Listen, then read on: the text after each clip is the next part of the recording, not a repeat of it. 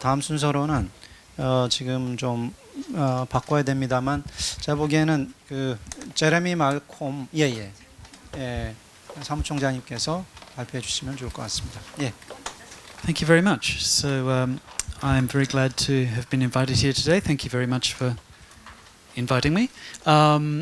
We're going to be talking here about what science has to say about the relationship between fictional representations of minors and actual abuse of real minors. So, in overview, it's natural for us to want to ban these representations because they are disturbing and disgusting to a lot of people. But when we look at what the science says, there isn't actually a relationship between the depiction of fictional representations of minors in a sexual context and actual sexual abuse of real minors.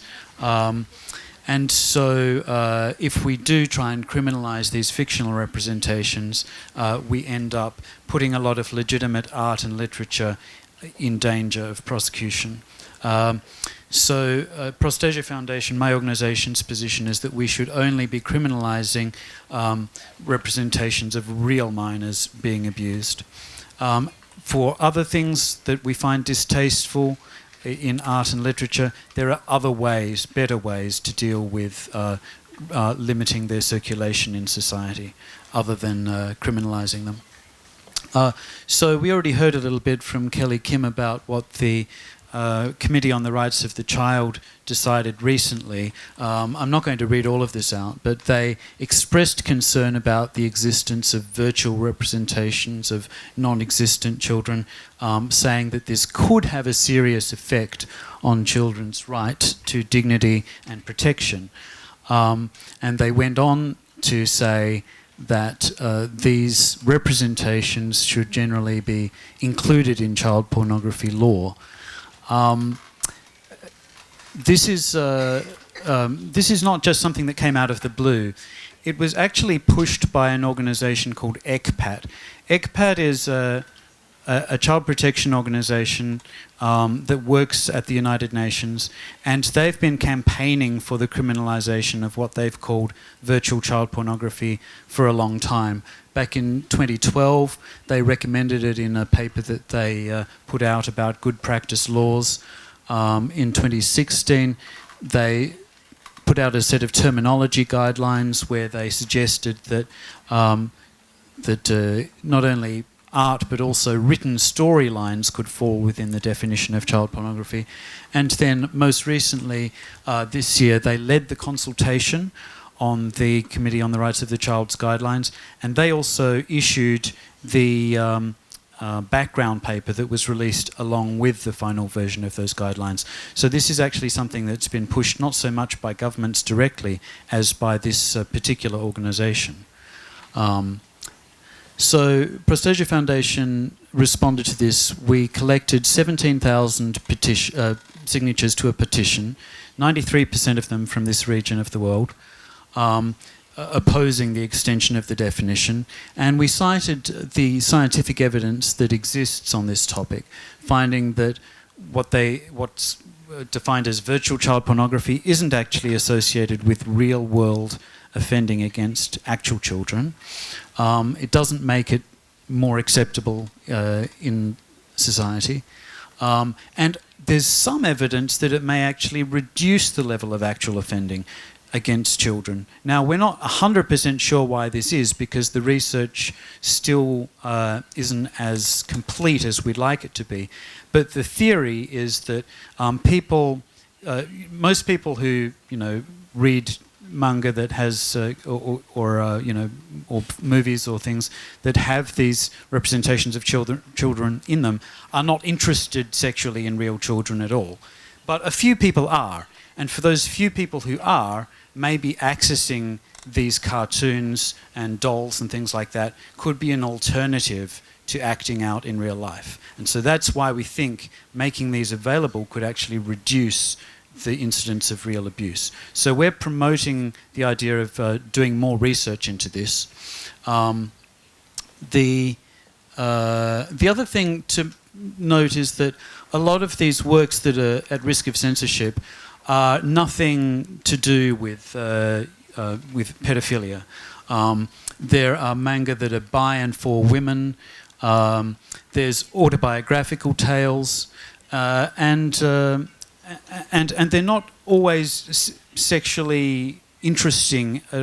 Some of them are just quite distressing. This comic here is an autobiographical tale by a woman talking about her childhood sexual abuse, and it has some quite distressing graphic images in it, but nobody could get turned on by this. I think it's quite a horrible tale to read, but this would still fall within the kind of scope of the ban on sexualized depictions of children that the UN Committee on the Rights of the Child has spoken about. So we should be really hesitant before thinking that we should be banning everything that depicts children in that manner. As I mentioned briefly earlier, there is some suggestion that the existence of this kind of material could actually reduce real-world sexual abuse, because it could provide an outlet for the feelings of those who are attracted towards children but don't want to hurt them in real life. These comics and dolls and so on could be an outlet for these people. And as I said, we're doing some more. We're raising money for some research into this. And so my organisation's position is, as I said, we should be only criminalising images that depict real minors being abused. We can still criticise works containing virtual, non-existing minors. That's fine. There's nothing wrong with criticising these works and saying that they're disgusting or that they shouldn't be promoted in society, but that's a different thing to making it a criminal offence to possess them. We should also look at other ways that we can restrict the circulation of these images. We can require or encourage internet platforms to provide users with ways of filtering out things that they don't want to see. Some internet companies do a good job of this, and some of them don't do a good job. We'd like to see them doing a better job. And as a society, we can also all work on ways of preventing people from abusing children.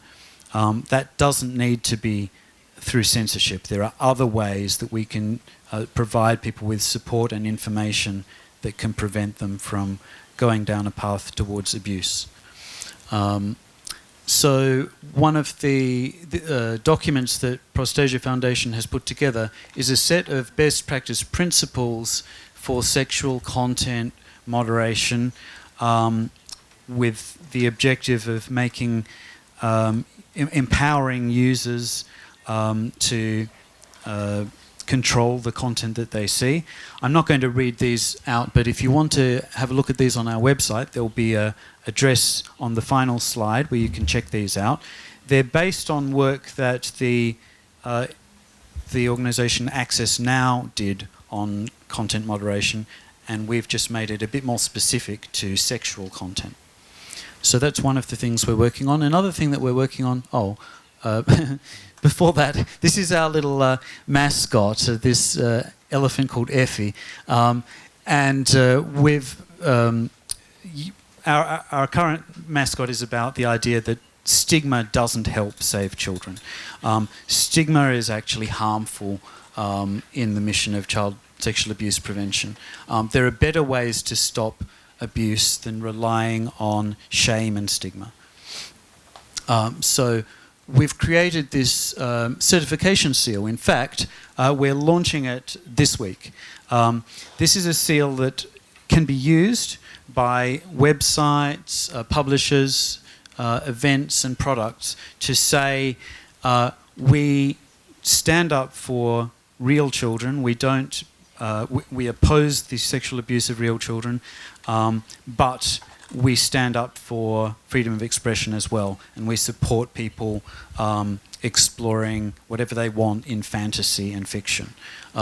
So this seal can be used by those who maybe publish manga, anime, any sort of fiction or films that explore these themes, saying no children have been harmed in making of this work. Just like in Hollywood movies, there's always a disclaimer that says no animals were harmed in making this work.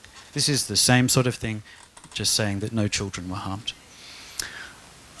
So yes, indeed, we don't have to rely on censorship as a way of protecting children, because the evidence that we have suggests that it doesn't work. There are better ways to do it. Censoring taboo fiction and art isn't about protecting children from abuse. It's about the stigma that surrounds this topic, and stigma actually isn't helpful in preventing real children from being abused. If anything, it just makes it more difficult to talk about prevention of abuse. And by concentrating on censorship, we're actually doing more harm to minorities than we are protecting children. Here are some of the resources that I mentioned. So the top one is the research fund that I said we were raising money to look into whether there is a link between art and fiction and abuse. We don't believe there is, but more research is needed. So that's the first one. The No Children Harmed certification is the other one that I mentioned that we're launching this week. And we've already got a few companies and organisations signed up to it, including a couple of sex doll manufacturers have signed up and agreed to use this mark to say that they're against real child abuse. Then there's our Twitter account. You can follow that to find out more. And I'd be happy to answer questions when we move into question time. Thank you very much. Okay, thank you.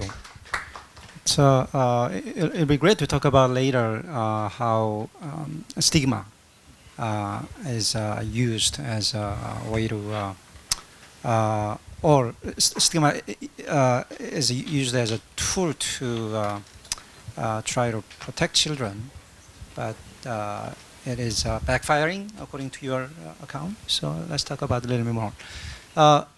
We are getting deeper into thinking about child pornography. I'll ask Professor Masayuki next. I know that you have a short presentation, so if you can take 5 to 7 minutes to